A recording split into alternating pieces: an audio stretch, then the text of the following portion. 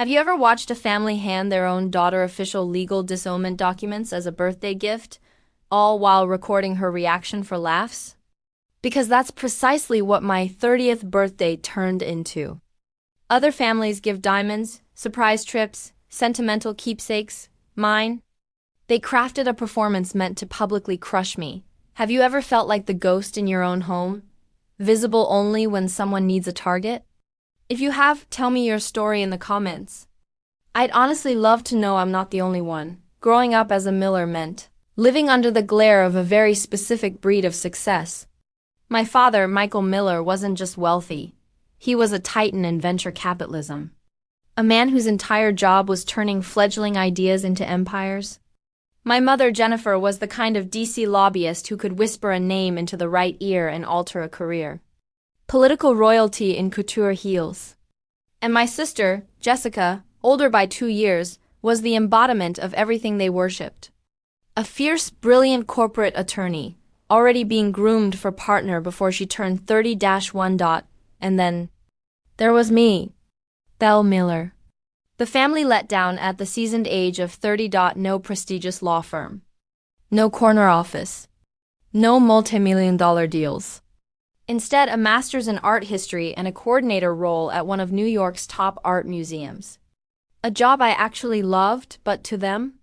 A punchline. My salary, $70,000 a year, was barely a rounding error in their world. If success was a skyscraper, I was the loose brick they pretended wasn't part of the structure. The humiliation wasn't one giant catastrophe.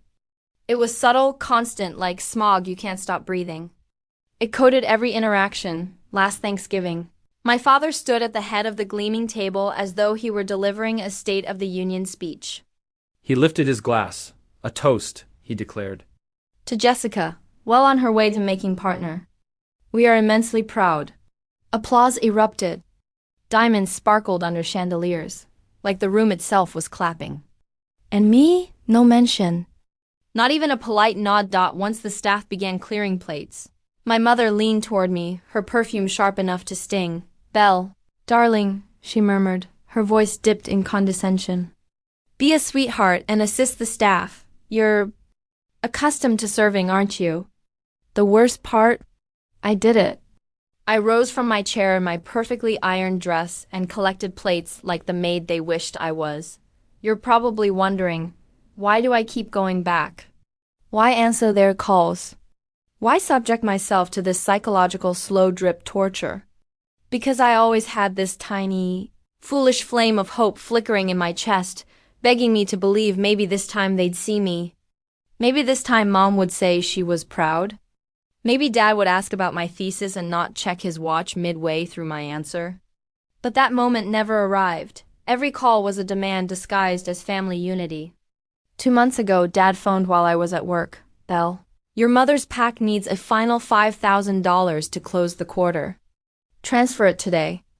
Remember, family supports family. That was the motto, but the support only flowed upward.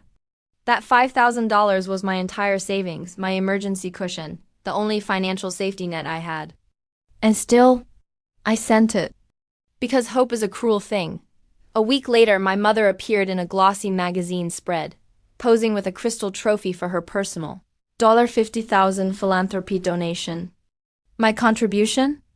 Disappeared into her glory like smoke in the wind. Meanwhile, I was rationing groceries and surviving off bitter coffee and panic. My health unraveled. Therapy, which my family deemed a weakness, became my lifeline. My therapist reviewed a medical report during my last session. Her brows knitted in alarm. Belle, she said gently, your cortisol is dangerously high.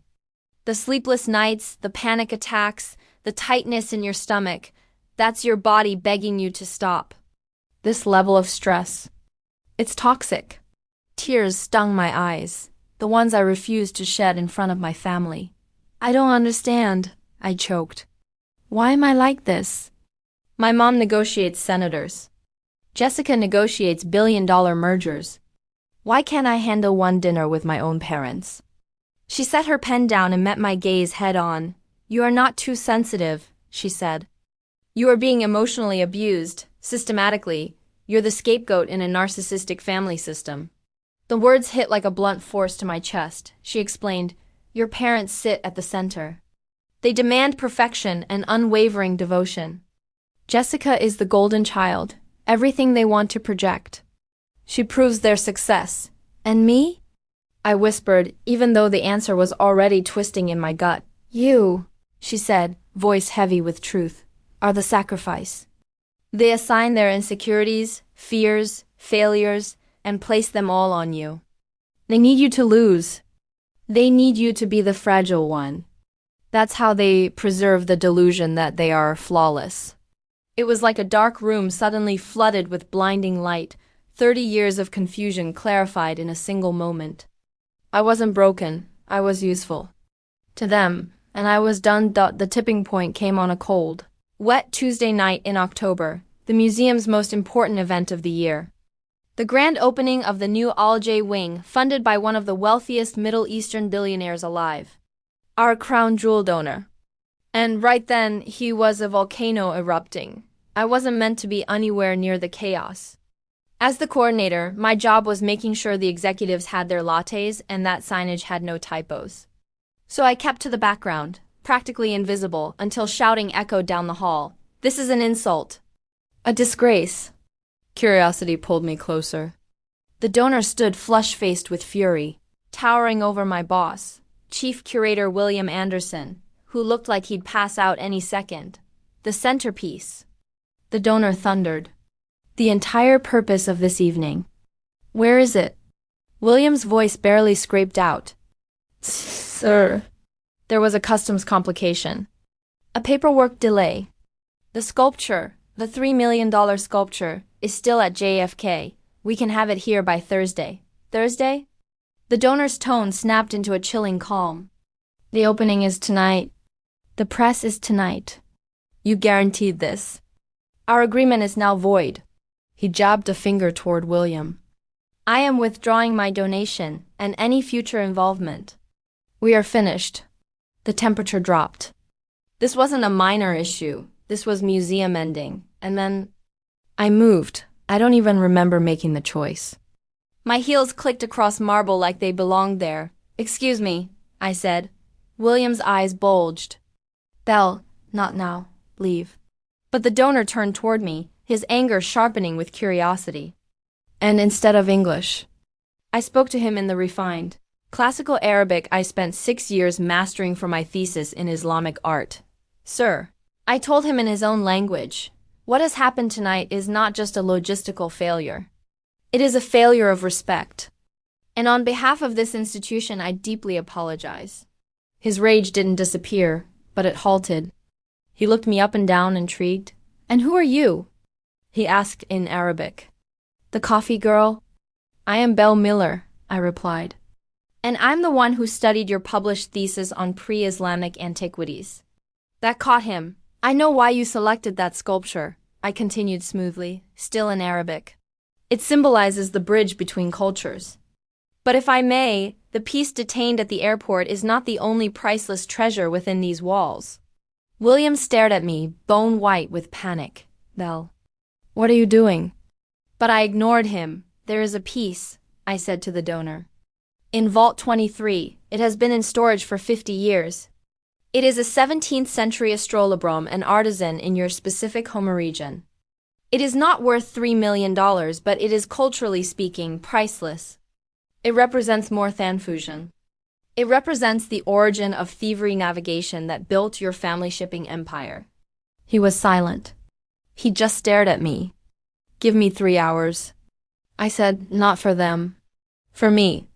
Let me show you let me honor you in the way you deserve to be honored." He did speak for a full minute. Then he gave a single sharp nod. 3 hours. I spent the next 3 hours in a full-on sprint.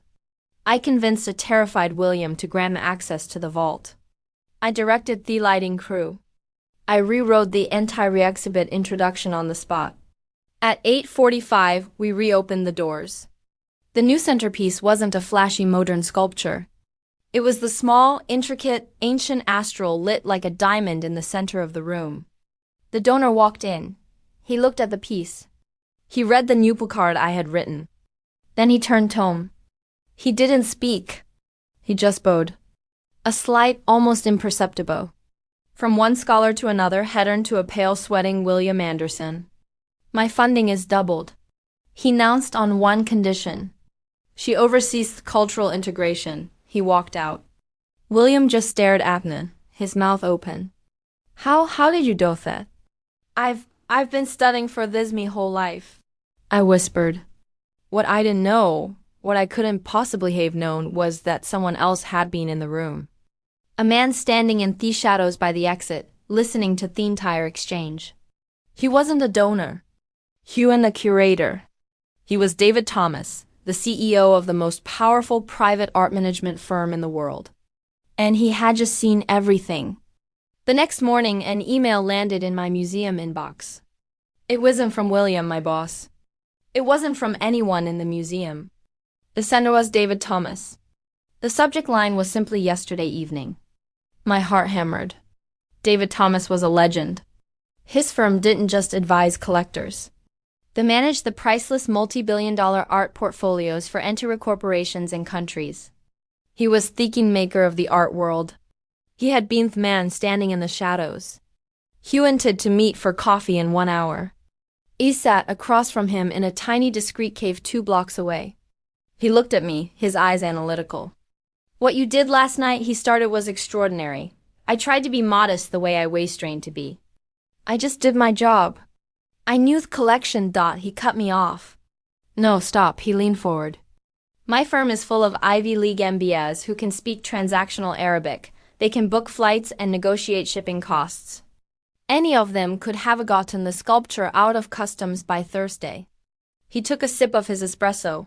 What none of them could have done is what you did. You didn't just solve a logistics problem. You solved a cultural lonely. You understood why he was angry. It wasn't about the sculpture. It was about respect. It was about face. This was the part I'll never forget. Belle, he said, my team understands language. You understand what I call the third space. It's that invisible cultural territory between the words where all the real meaning is exchanged. You don't just translate language, you translate intent. You translate honor. You translate history. In my world, that isn't a soft skill. Belle, that is the single most valuable and most dangerous strategic weapon there is. I just stared at him. In 20 minutes, this man had seen more of me than my own family had in 30 years. My firm is launching a new division, he said, his voice dropping. Global strategy. And I want you talk insider helping me build it. He didn't offer me a job. He offered me a challenge, a 5-round, 3-month-long interview process. It was the most grueling, intense, professional gauntlet I had ever experienced. And it was a lean, absolute secrecy. I'd work my 9-to-5 job at the museum, taking my family's dismissive phone calls on my lunch break. And then I'd go home and work until 3 a.m. for David Thomas. The second round was a case study. A client in Tokyo feels their billion-dollar collection is being disrespected by Western curators. Solve it. I didn't just solve it. I spent 72 hours researching, writing a 40-page strategic proposal that went into Shinto philosophy, the aesthetics of Ma ornative space, and how it applied to museum architecture. I created an entire new framework for respectful exhibition. The fourth round was a practical test, a staged crisis with actors playing difficult international clients. It resolved in 12 minutes. The actors broke character applaud. The final round was just me and David. In his office on the 47th floor, he pushed a single folder across his mahogany desk. This is exceptional, he'd said about me proposal.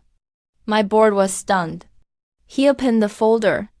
Director of Culture, $350 base salary. $600,000 in equity, vesting over 4 years. And a new start. It was January 10th, my hand didn't shake as I signed my name. Welcome to the firm. Belle, David said, shaking my hand. Your new life starts on March 1st. I gave my notice at the museum. I told them I was taking a sabbatical. I told my family nothing. February 28th, my 30th birthday. My new life was set to begin in exactly 36 hours. I was counting down the minutes. Then my phone buzzed.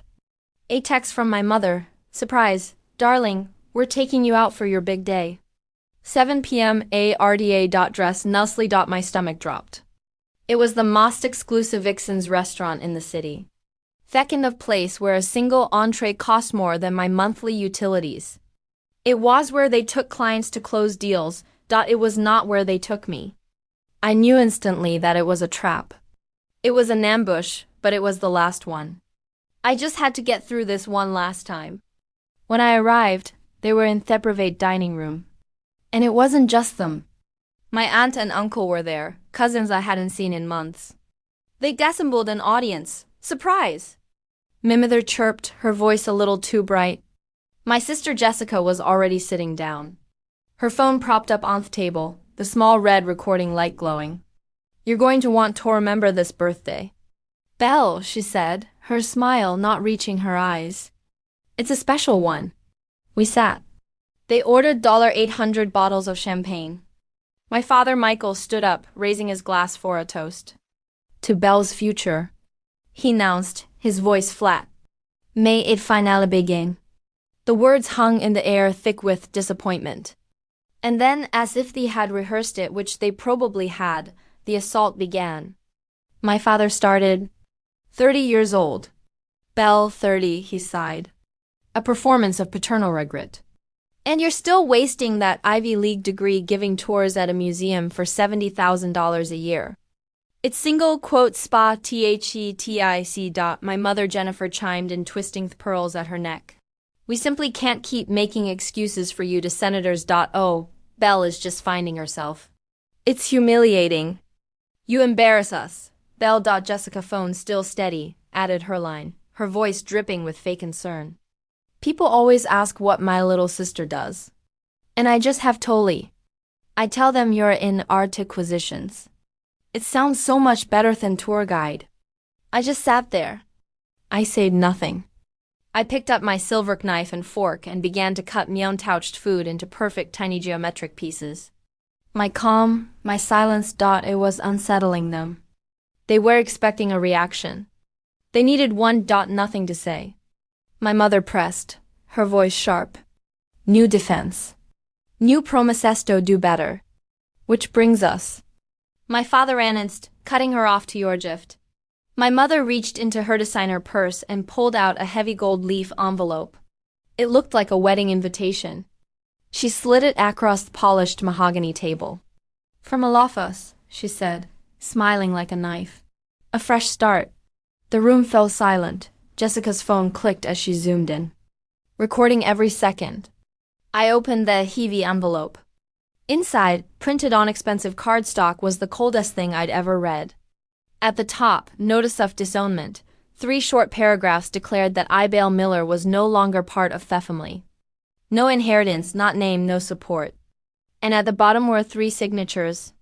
Michael, Jennifer, Jessica. They waited for tears, for begging for a collapse they could save her. Instead, I folded Thepper, slipped it into my purse, and smiled cold. Steady, new, thank you. I said this makes everything so much easier. Their confusion almost made up for 30 years of being the scapegoat. I stood, set down my napkin, and grabbed me coat. I have a big day tomorrow. Sit down, my father barked. Your show Icever, I said softly. Mine starts at 9:00 a.m. I walked out, leaving them stunned.